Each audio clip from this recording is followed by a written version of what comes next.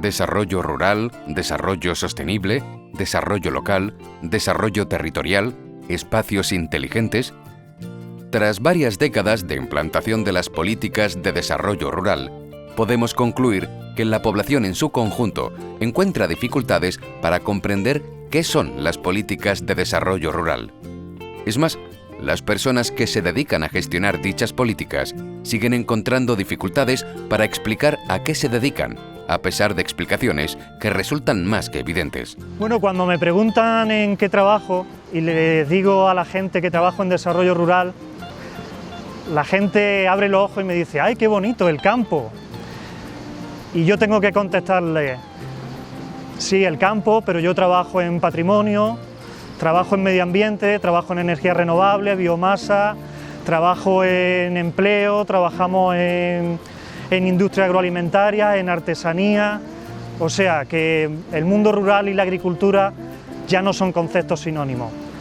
Para los grupos de desarrollo rural hacemos, digamos, política territorial, somos pequeños estados porque trabajamos en diversas facetas, porque desarrollo rural en definitiva lo es todo. Es desarrollo económico, es desarrollo social, es empleo, son temas de... En definitiva, es una política territorial en el cual nuestro pequeño estado pues son las comarcas. Este modelo que se implantó en Europa en el año 91 como un experimento con gaseosa, donde se eligieron territorios pilotos, y a lo largo de los sucesivos marcos comunitarios, el hecho de que en el año 2015 los grupos de acción local, como los denominan en Europa, sigan vigentes, significa que el trabajo pues se ha realizado bien. Es decir, que se han obtenido resultados óptimos en cuanto a creación de riqueza, en cuanto a creación de puestos de trabajo, en cuanto a mejora de la calidad de vida de las zonas rurales, que digamos son los objetivos que se marca la Unión Europea en sus políticas de desarrollo rural, donde hay que recordar que en sucesivos marcos comunitarios se han ido modificando estas políticas de desarrollo, se han focalizado ya no en un sector como la agricultura, sino se han focalizado en territorios, en las zonas rurales.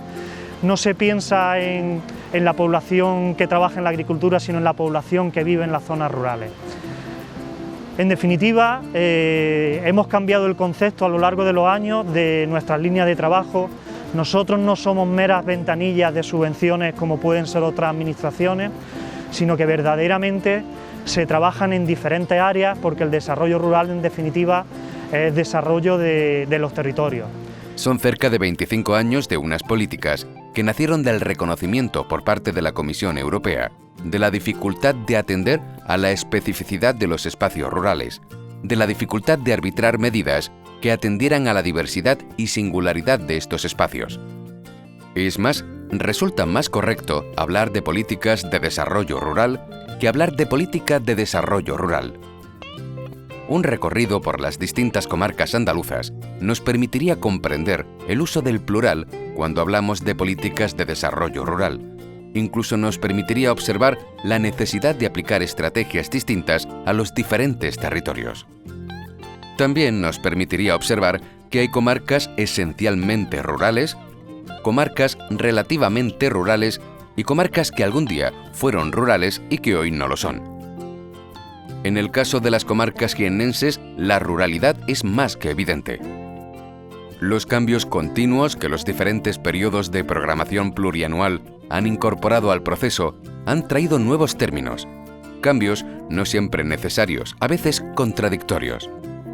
De este modo, es habitual dirigirse al grupo de desarrollo rural con denominaciones como el líder, el próder, el ceder, el grupo o simplemente el lugar donde se gestionan las ayudas.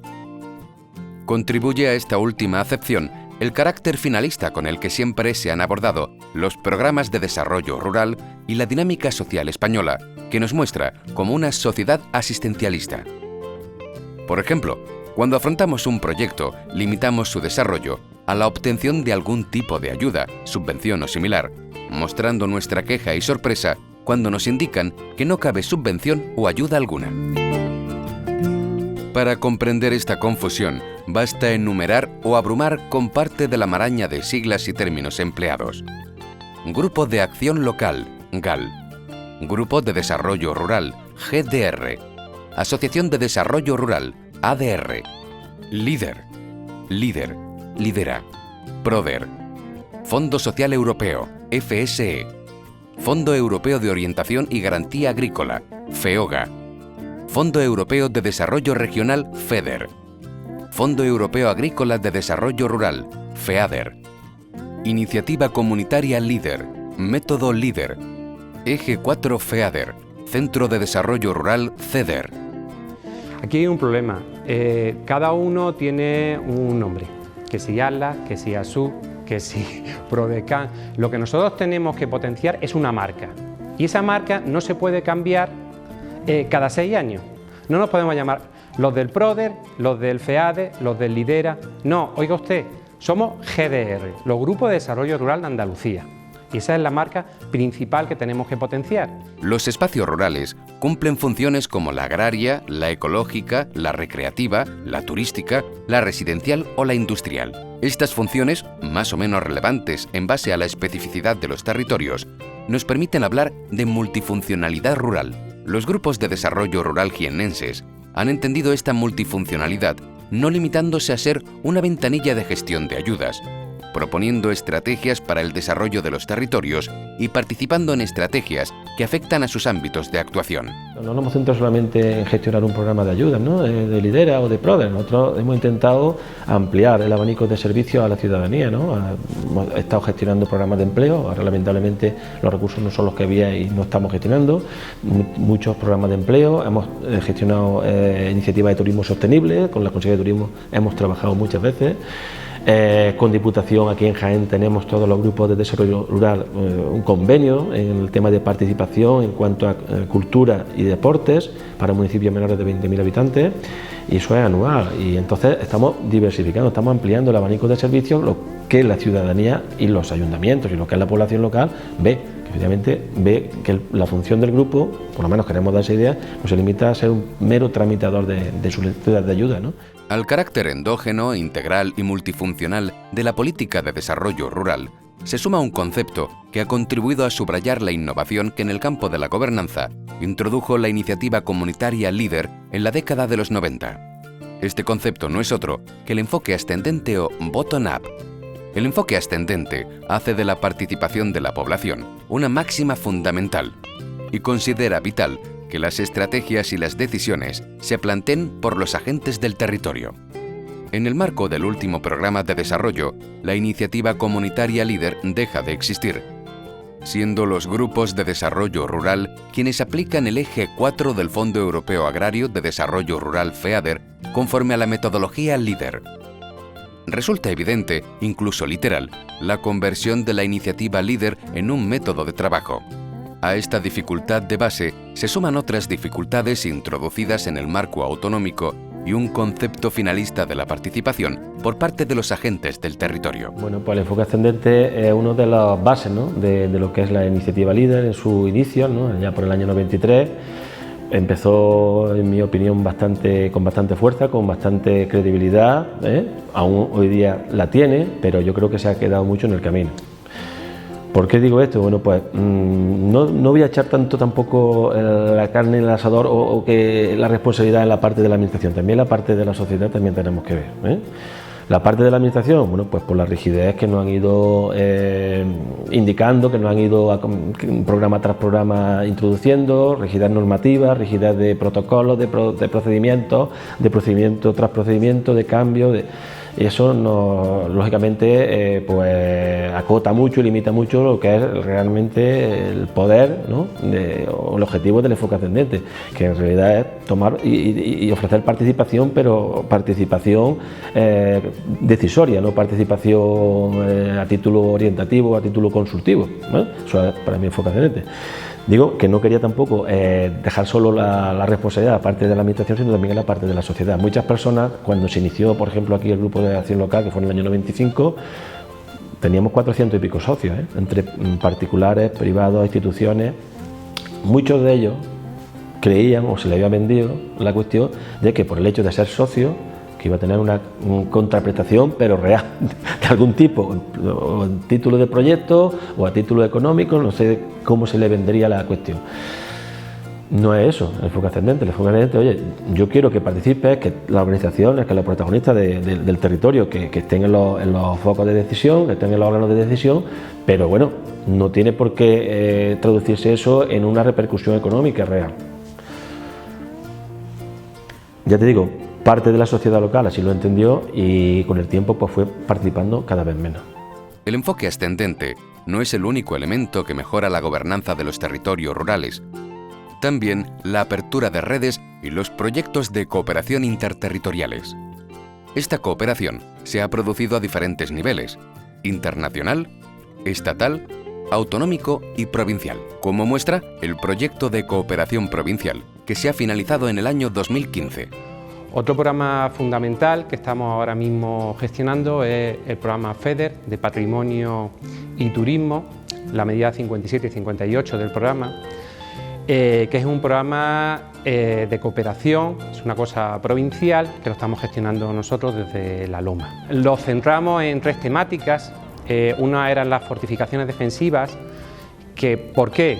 Porque estamos en una provincia que fue frontera durante muchísimos años, entonces tenemos muchísimos recursos de fortificaciones defensivas. Ahora mismo nos encontramos en un castillo. Luego, otra línea de actuación fue el tema del agua. Nos encontramos en una provincia que tiene una concentración de parques naturales impresionante. Tenemos el parque más grande, que es Cazorla, Segura de las Villas, entonces vimos muy apropiado hacer un proyecto de recuperación de elementos que tuvieran que ver con el agua. La mejora de la gobernanza y la mejora de la calidad de vida de las personas que residen en los espacios rurales son los objetivos generales de las políticas de desarrollo rural. Estos objetivos generales convergen con objetivos particulares como el empleo, la formación, la diversificación, la innovación, la mejora de los servicios a la población, la mejora del patrimonio y el entorno rural o la puesta en valor de la identidad local. Estos objetivos, generales y particulares, no se alcanzan de forma aislada, aflorando múltiples impactos cuando procedemos a la evaluación de los diferentes proyectos apoyados por los grupos de desarrollo rural. Fue a principios de la década de los 90 cuando algunas comarcas participaron de forma experimental, gestionando los fondos de la iniciativa comunitaria LEADER.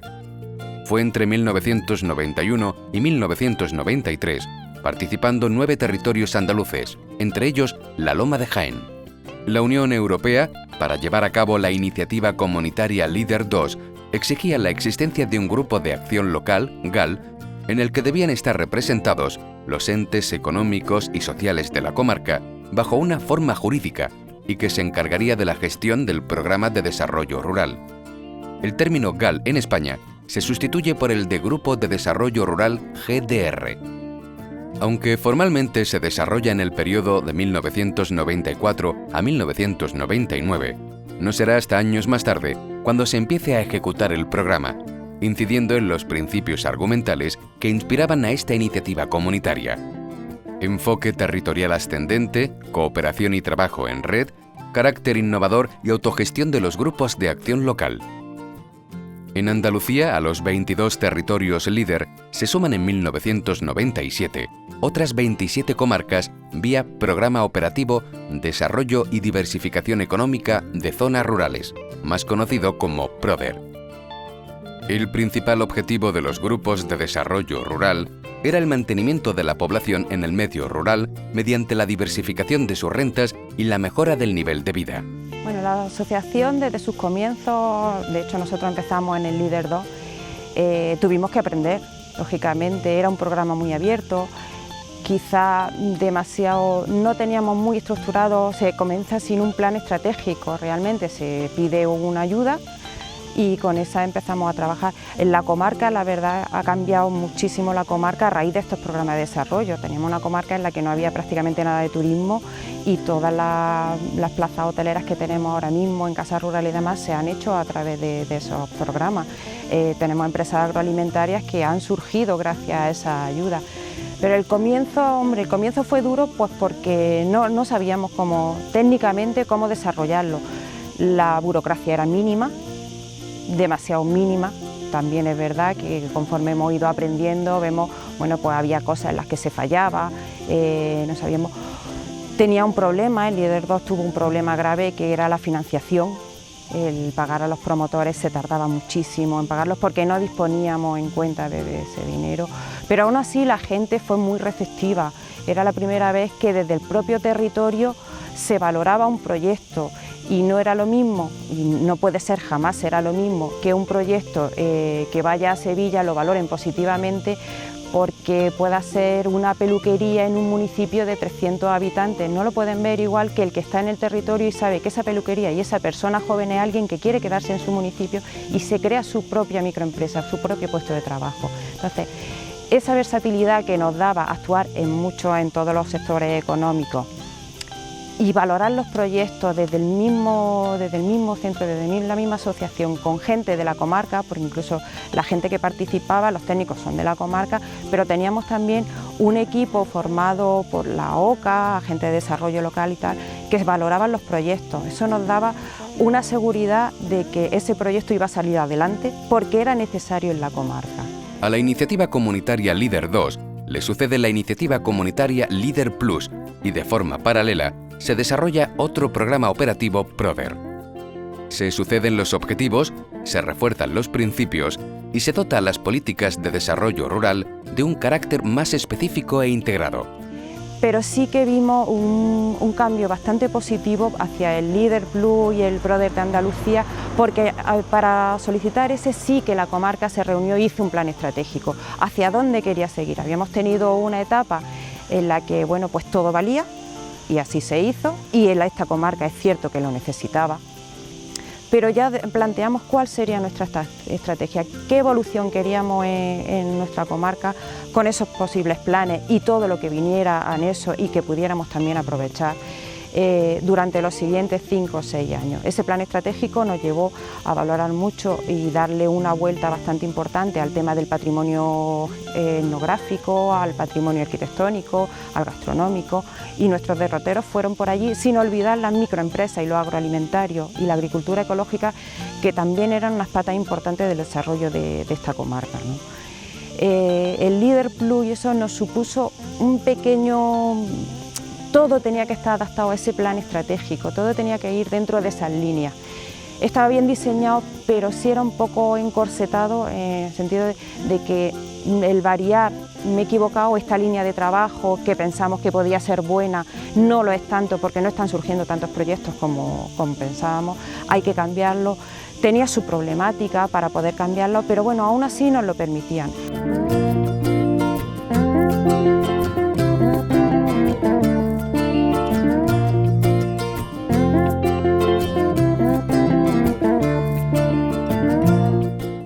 Ya había un programa informático que empezó a trabajar pues bastante tarde. La verdad es que llevamos 3 años ya de marco y de ayudas cuando ya empezamos a funcionar mejor con ese programa informático.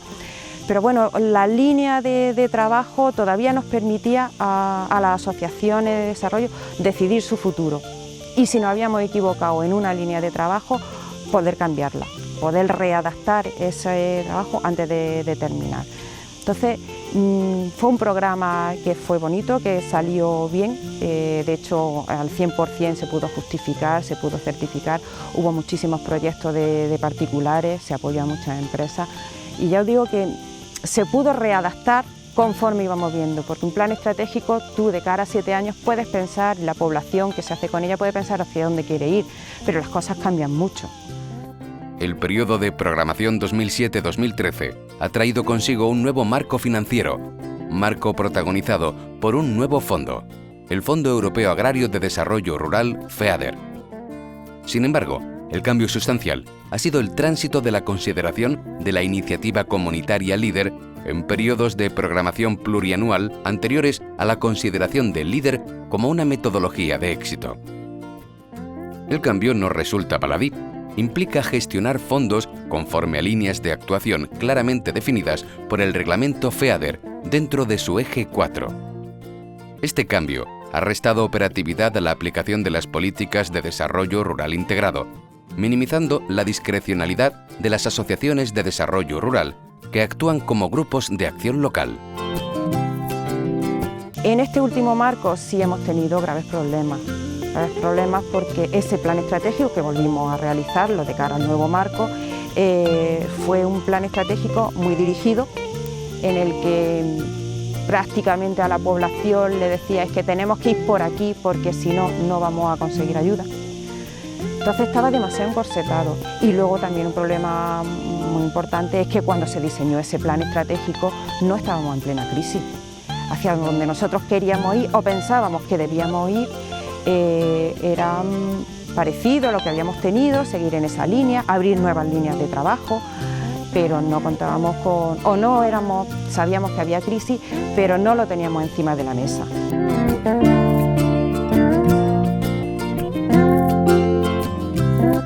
No hemos tenido posibilidad de readaptación de lo que dijimos que íbamos a hacer ahora en estas fechas con un 99,9 cerrado. No tiene nada que ver o tiene muy poco que ver con ese plan estratégico que diseñamos, pero no hemos podido readaptarlo.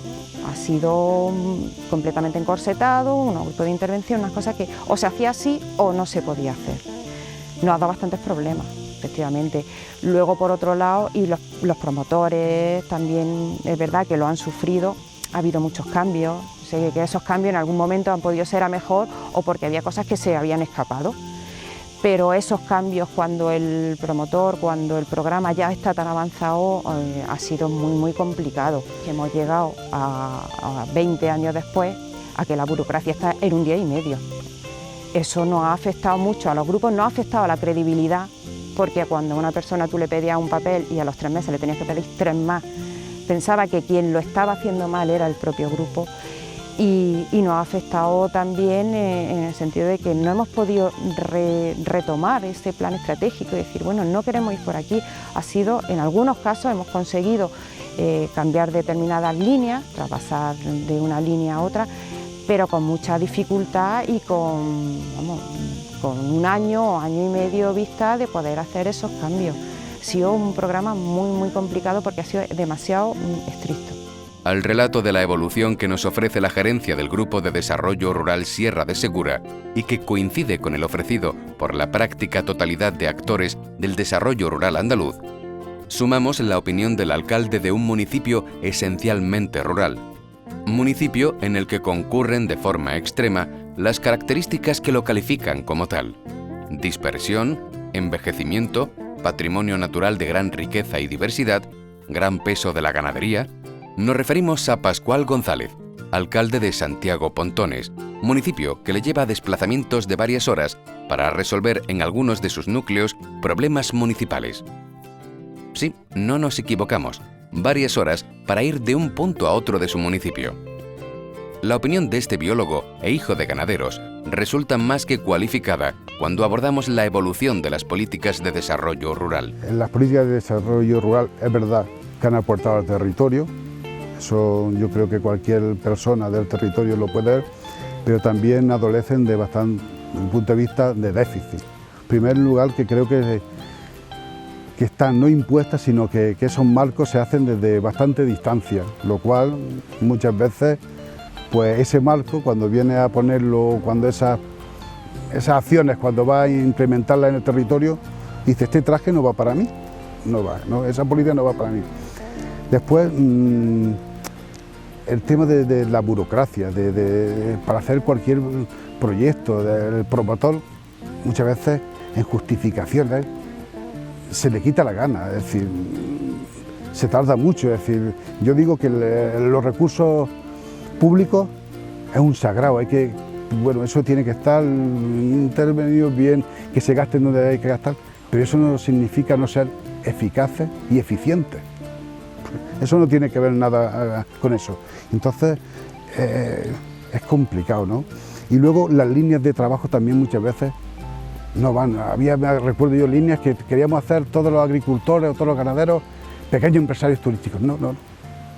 Tenemos recursos agrarios, recursos ganaderos, vamos a potenciarlos, vamos a hacerlos que sean viables y sostenibles en el tiempo. El empresario turístico, que sea empresario turístico, es decir, no podemos ser de todo, sino especializarnos y ser buenos profesionales en lo que hagamos. Y teniendo en cuenta, bueno, pues como he dicho anteriormente, a los recursos humanos, cuando vas a implementar algo, si a la sociedad local la tienes de tu mano, es mucho más fácil, si le das participación, pero participación real, no participación de decirle real. Y si no es porque tenemos que buscar aquellos procedimientos para que sea real.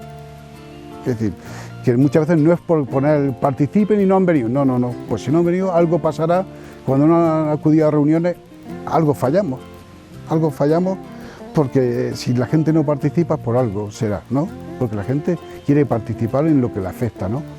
Y bueno, pues repito, aún siendo políticas beneficiosas, pero hay que ver que también hay que ser crítico constructivo diciendo que pues, deben mejorar y mucho para el mundo rural, y creo que también no se apuestan todos los recursos necesarios, sino que es un cajón de desarrollo rural, ahí los metemos todos, pero no, le faltan recursos económicos bastante importantes si queremos hacer un desarrollo rural, bueno, pues realmente que fije la población, que el mundo rural no se nos llene solamente la boca de agua diciendo mundo rural en reuniones, en charlas, sino también con la población, de sus unidades de infraestructuras, de medioambientales, de empleo. Si no hay empleo en el mundo rural, la gente se va. Con paisaje no se vive solo, ¿no? Y entonces hay que tener en cuenta mucho a la población local, ¿no?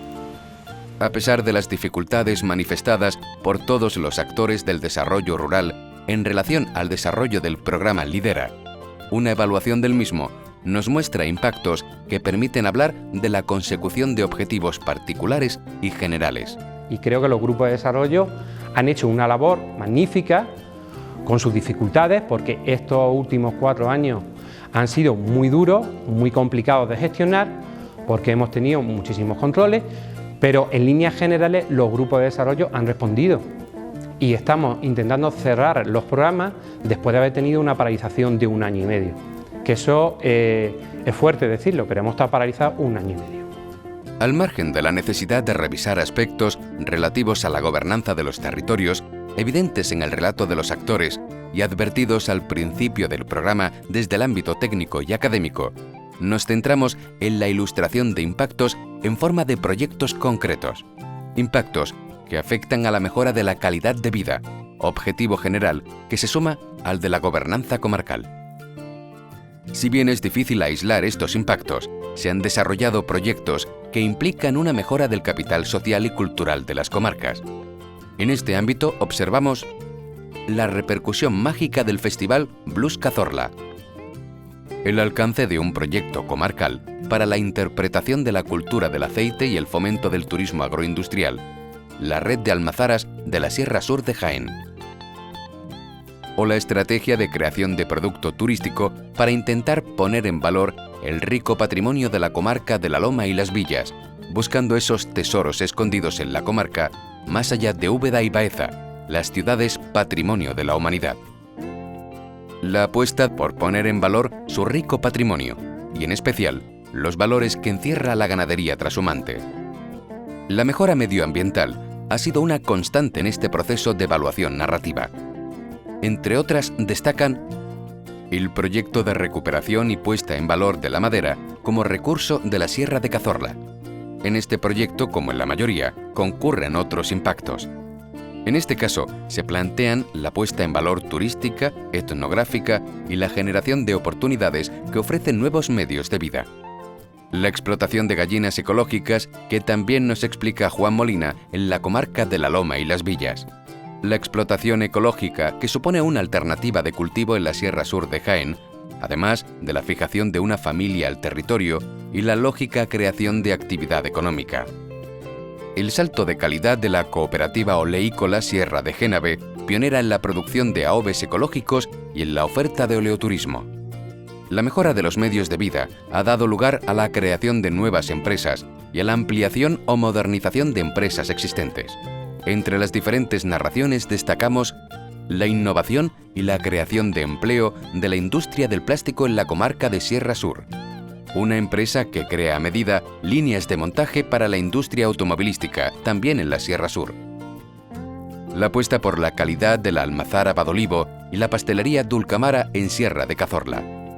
La innovación con respeto al origen de productos Paqui en Sierra de Segura. La excelencia de Cantina La Estación y de Cosmética Olivo en La Loma y Las Villas. Por último, hemos observado proyectos que implican la oferta de nuevos servicios a la población. Una joven fisioterapeuta que decide aprovechar un hueco de mercado en la Sierra de Cazorla. Una residencia de ancianos que mejora su posición en Sierra de Segura. Otra residencia que amplía su capacidad en La Loma y Las Villas. Al margen de las dificultades, los grupos de desarrollo rural siguen planteando estrategias de cara al futuro, aprovechando la experiencia acumulada y su cercanía a la realidad de las personas que desarrollan su actividad y residen en los espacios rurales. Entre otras opiniones del futuro deseable para las comarcas de Jaén, nos encontramos con la ofrecida por Jesús García, gerente del Grupo de Desarrollo Rural de La Loma y Las Villas. No es solo tenemos que trabajar en turismo, creo que lo fundamental que los grupos de desarrollo tenemos que intentar es el tema de la industria. Es capital a esta provincia que se cree industria. ¿Por qué? Porque es triste decirlo, pero los jóvenes de la provincia y de la comarca ya es que no se van a Jaén, porque en Jaén no encuentran trabajo. Es que se van fuera, se van a Madrid, se van a Londres, se van fuera de España, porque es que no le conseguimos, no hay industria. Ese es el problema que tenemos ahora mismo en la provincia de Jaén. ¿Por qué? Porque es una provincia muy olivarera, pero bueno, no todo el mundo puede trabajar en olivar. Hay gente que estudia su carrera y necesita que se le dé una alternativa. Esa alternativa hay que crearla con polígonos industriales potentes, uniones de polígonos industriales en los distintos municipios. Para tener una carpintería de pueblo, da igual el polígono que tenga, pero para tener una industria tienes que tener un polígono grande y tienes que tener una vía de comunicación seria, que actualmente se están haciendo en la provincia de Jaén. Ahora mismo se está actuando seriamente en la vía de comunicación de Úbeda Jaén y se está actuando en la vía de Linares Albacete. Entonces, cuando esas vías de comunicación estén creadas, estén finalizadas, realmente tenemos que trabajar por crear unos polígonos industriales serios y que puedan venir industrias a nuestra provincia. En definitiva, se trata de mejorar las opciones de aquellas personas que tienen la suerte de residir en los espacios rurales. Son lugares donde huele a tierra mojada cuando llueve, donde se viven las 4 estaciones de una manera muy intensa, cambio de colores, cambio de olores, eso no se vive en las ciudades. Y aparte la gente se saluda por la calle, se dice buenos días, se dice buenas tardes, no somos hormigueros, con lo cual entendemos y luchamos porque las zonas rurales pervivan, donde se dignifique el papel que tienen los agricultores, los ganaderos, que son profesiones que hay que dignificar y se dignifican a través de proyectos donde se genere valor añadido. Es uno de los aspectos también que tenemos que trabajar mucho los grupos de desarrollo, porque el valor añadido de nuestros productos muchas veces se van fuera del territorio. Solo hay que ver el tema de la madera, donde estamos viendo cómo por nuestras plazas de los pueblos pasan los camiones llenos de madera y donde esa transformación de este producto como la madera, como el aceite, que a veces se vende en botellas de 25.000 litros y no en botellas pequeñas que se etiqueten. En esto ya estamos creciendo mucho, el desarrollo del aceite pues también está alcanzando grandes cotas, pero el valor añadido para mí y la diversificación de la economía de las zonas rurales son los 2 principales aspectos que debemos de mejorar en el trabajo diario que tenemos los grupos de desarrollo rural.